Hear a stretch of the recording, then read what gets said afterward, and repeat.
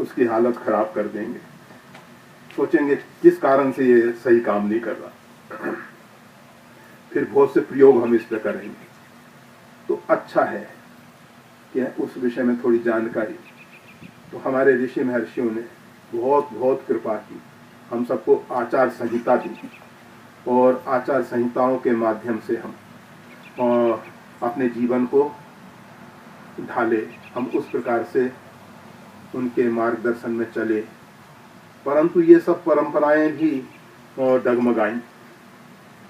एक उदाहरण, आप सब रामचरितमानस के बड़े प्रेमी हैं, और मुरारी बापू ने एक बहुत अच्छा कार्य किया कि गोस्वामी तुलसीदास जी की जो रामायण है, वैसे तो रामायण सतकोटि अपार 100 करोड़ रामायणें हैं, उसमें से अभी लगभग 280 प्रकार की रामायणें लिपिबद्ध प्राप्त हो जाती, लिखी हुई मिल जाती। और तो उसमें रामचरितमानस श्रीमद् गोस्वामी तुलसीदास जी कृत, और उस रामचरितमानस को जन जन तक पहुंचाने का अभियान किया, और राम कथा के माध्यम से मानवता का संदेश आप सब तक पहुंचाया। बहुत अच्छा पवित्र कार्य किया है। तो रामायण इत्यादि पवित्र ग्रंथों के माध्यम से लोगों में प्रेरणा दी गई, परंतु रामायण के माध्यम से ही हम आपको बताना चाहते हैं कि आचार संहिता कब तक लाभ दे सके, कब तक लाभ दे सके। ये जो वशिष्ठ संहिता है, वशिष्ठ जी ने एक आचार संहिता दी, उसका नाम है वशिष्ठ संहिता। मनु स्मृति, मनु महाराज ने एक दी, और याज्ञवल्क्य स्मृति, ऐसे अनेक ऋषियों ने आचार संहिताएं हमको दी हैं, और उन सब के माध्यम से हम सब एक सही ढंग से जीवन जी रहे थे। परंतु जिस समय भगवान श्री राम का भूमंडल पर प्राकट्य हुआ, परमात्मा का प्राकट्य अनेक कारणों से होता है। हरि अवतार हेत जय होई, इदम इत कही जाई न सोई। इसी कारण से भगवान का अवतार होता है, नहीं कहा जा सकता। अनेक अनेक असंख्य कारण जुड़ते हैं। उसमें एक कारण ये भी है कि जो समाज में गलत धारणाएं, गलत मान्यताएं प्रचलित हो गई हैं, और लोग उनका बिना विवेक विचार के अनुसरण करने लगे हैं, उनको समाप्त कर देना। भगवान समय समय पे अवतरित होते हैं। यदा यदा ही धर्मस्य ग्लानिर्भवति भारत अभ्युत्थानाम अधर्मस्य, और परित्रणाय साधूनाम विनाशाय च दुष्कृताम। भगवान के अवतार के कारण जो धर्म की ग्लानि, अर्थात धर्म का जो गलत स्वरूप आ जाता है, दंभ उसमें प्रकट हो जाता है, दंभ प्रवेश कर जाता है। और रामचरितमानस में गोस्वामी तुलसीदास जी कहते हैं, निशितम घन खद्योत विराजा, जन दम्भिन कर मिला समाजा। ऐसी ऐसी उपमाएं गोस्वामी जी ने दी हैं। कहते हैं कि सघन अंधकार भरी रात्रि है, उसमें जुगनू जो हैं ग्लोबल टिमटिमा रहे हैं। किस प्रकार से शोभायमान हो रहे हैं? जन दम्भिन कर मिला समाजा।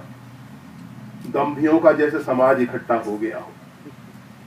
धर्म को सबसे बड़ा डर, सबसे बड़ा खतरा दंभ से है। अधर्म से कुछ नहीं बिगड़ने वाला, क्योंकि धर्म नहीं है, अधर्म हो गया। अधर्म की और कोई परिभाषा नहीं है। अधर्म की सीधी सी परिभाषा, जहां धर्म नहीं है, जहां प्रकाश नहीं है, अंधकार हो गया। जहां धर्म नहीं है वहां अधर्म हो गया। परंतु धर्म की ओट में जहां अधर्म पलने लग जाता है, मतलब धर्म का आडंबर धारण करके, धर्म का वस्त्र पहन के अंदर अधर्म पनपता है, वो समाज के लिए सबसे बड़ा घातक होता है। और हमारे जगत गुरु भगवान स्वामी रामानंदाचार्य जी ने ये कार्य बहुत अधिक सार्थकता पूर्वक किया कि जिस प्रकार से भी हो सके दंभ न पनपने पाए, धर्म की ओर में अधर्म न विकसित होने पाए। आचार्य श्री का ये सबसे महत्वपूर्ण कार्य रहा। वैसे उनके सभी कार्य महत्वपूर्ण हैं। तो ये दंभी क्या है? ऊपर से तो प्रकाश करता हुआ जुगनू जो है ना, प्रकाश करता हुआ लगता है कि प्रकाश का उपासक है ये। और जिस प्रकार से भारत, भा अर्थात प्रकाश, भारतार्थ ज्ञान, रथ जो ज्ञान के उपासक हैं वही सब भारतीय हैं। और गीता का उपदेश भारत के लिए हुआ है। मतलब जितने भी ज्ञान पिपासु हैं, जो भी ज्ञान की आराधना उपासना करने, अर्जुन को भगवान श्री कृष्ण कहते हैं भारत। अर्जुन शब्द न प्रयोग करके भारत शब्द प्रयोग करते हैं।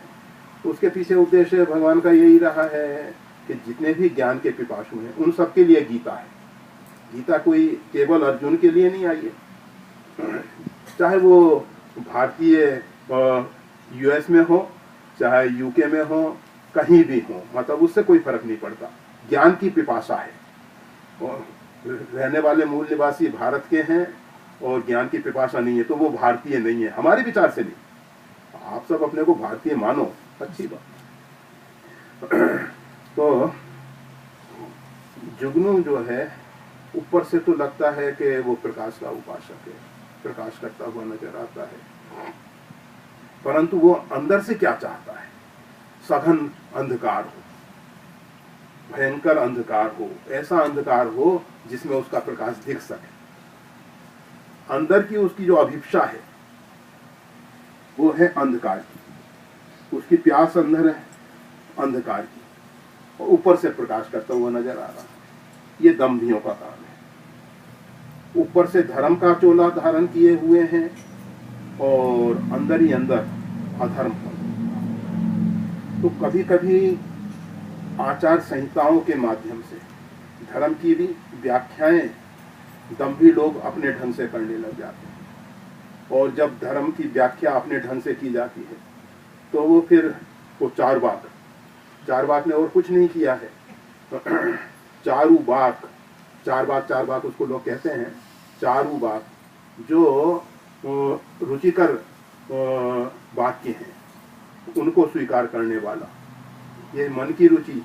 देखो प्रकृति ने बहुत सोच समझ के रुचि पैदा की थी, परंतु हम सब प्रकृति के साथ सामंजस्य नहीं करते, हम प्रकृति के विरोध में खड़े होते हैं। अब जैसे बच्चा एक जन्म लेता है, वो थोड़ा बड़ा होता है, 6 महीने के बाद माता का स्तनपान कर दूध के साथ साथ 6 महीने तक केवल माता का स्तनपान करना चाहिए, ठीक व्यवस्था।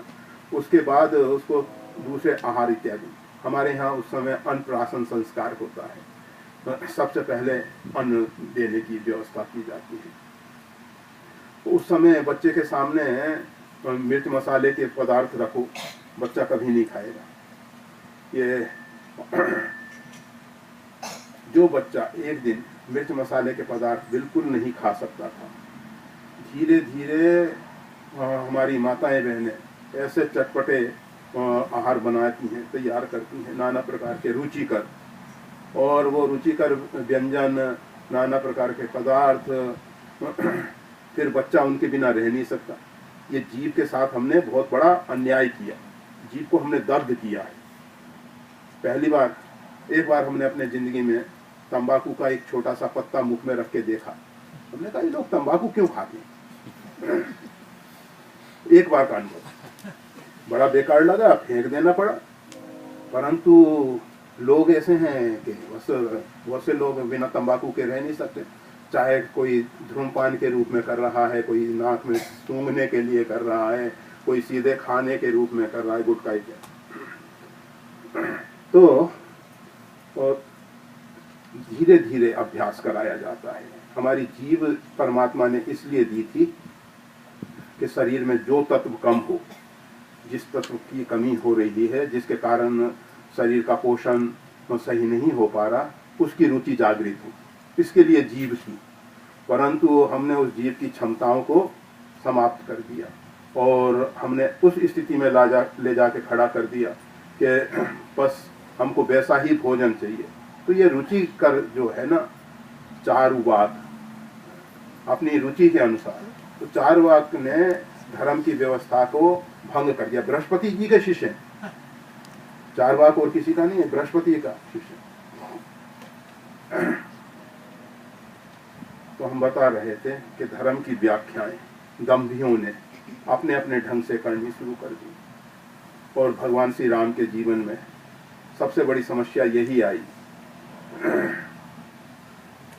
कि महाराज दशरथ जो हैं धर्म की रक्षा के लिए भगवान श्री राम को वन में भेज। अब बताइए, सत्य की रक्षा के लिए सत्य स्वरूप परमात्मा को अपने से दूर करना पड़ रहा। ऐसा धर्म है क्या? धर्म न दूसर सत्य समाना, सब जगह सत्य की बहुत महिमा गाई गई है। और महाराज दशरथ ने सत्य के पालन के लिए राम सत्यम परम ब्रह्म, सत्य स्वरूप परमात्मा को अपने से दूर कर दिया।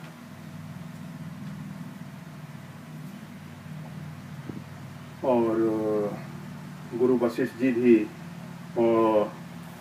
कोई निर्णय नहीं ले सके। उन्होंने कहा कि सत्य का पालन करने ही श्रेष्ठकर है, सत्य का पालन करना ही श्रेष्ठ है।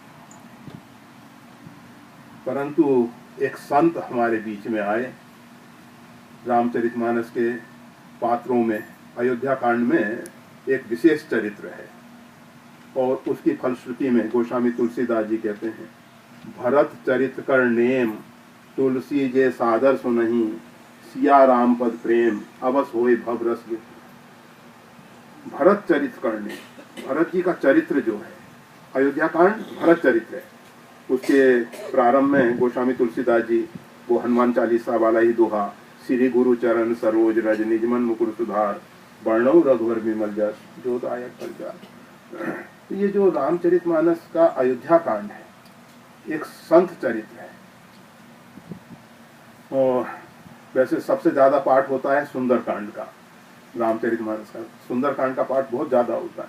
परंतु सुंदरकांड में संत चरित्र के साथ साथ आदिशक्ति भगवती जगदम्बा का चरित्र विशेष है। घटना इस प्रकार से घटित हुई कि जो रामचरितमानस की रचना हुई है, इससे पूर्व महर्षि वाल्मीकि ने आदि काव्य वाल्मीकि रामायण इसकी रचना की। वाल्मीकि जी के आश्रम में जब सीता जी पहुंची और महर्षि वाल्मीकि जी के पास बैठती थी, नित्य प्रति सत्संग स्वाध्याय होता था, उनके गर्भ में लवकुश पल रहे थे। वाल्मीकि जी पूछते थे कि बेटी कैसे कैसे क्या क्या। उन्होंने सब लंका की जितनी घटनाएं हैं वो सब बताई थी, और उनको सुन के महर्षि वाल्मीकि जी के मन में आया कि सीता जी ने इतना महान त्याग किया, पति परमेश्वर के लिए सब कुछ किया है, और सीता जी के चरित्र को कोई नहीं जानता है। सीता जी के चरित्र को लोग समझ सकें, जान सकें, उसके लिए उन्होंने वाल्मीकि रामायण की रचना की। सीता चरित महत्व, ऐसा वो स्पष्ट कहते हैं। और सुंदर कांड में सीता जी का चरित्र जो है, निज पद नयन दिए मन राम पद कमलीन, नाम पहाड़ू दिवस निशी ध्यान तुम्हार कपाट। सीता जी का जो चरित्र है वो सुंदर कांड में प्रकट होता है। और तो रामायण का प्राण जो है सुंदर कांड है, रामायण का प्राण है सुंदर कांड, इसीलिए सुंदर कांड का पाठ। और भी बहुत से कारण हैं, हम मूल प्रसंग पर जीवन यात्रा के विषय में थोड़ी सी चर्चा कर पाएंगे, तो सूत्र रूप में करेंगे, विशेष रूप में नहीं। तो भरत जी जैसे संत, जिनसे संसार के दो महत्वपूर्ण कार्य हुए, आज भी सिया राम पद प्रेम अवस होई भव रस बिरती, दोनों कार्य। आज संसार के लोग जो हैं संसार की तरफ इतने आकर्षित हैं, संसार के विषयों के प्रति इतने आकर्षित हैं, और वो आकर्षण अंदर का जो दिव्य साम्राज्य है, आनंद का साम्राज्य है, उससे हमको वंचित कर रहे हैं। बंगाल में क्या होता है, रामकृष्ण परमहंस के शब्दों में हम बोल रहे हैं, वैसे तो पूरे भारत में जहाँ जहाँ चावल की खेती होती है, चावल पैदा होता है, उसको सुरक्षित रखने के लिए बड़े बड़े गोदाम तो बंगाल में पुरानी समय की बात रामकृष्ण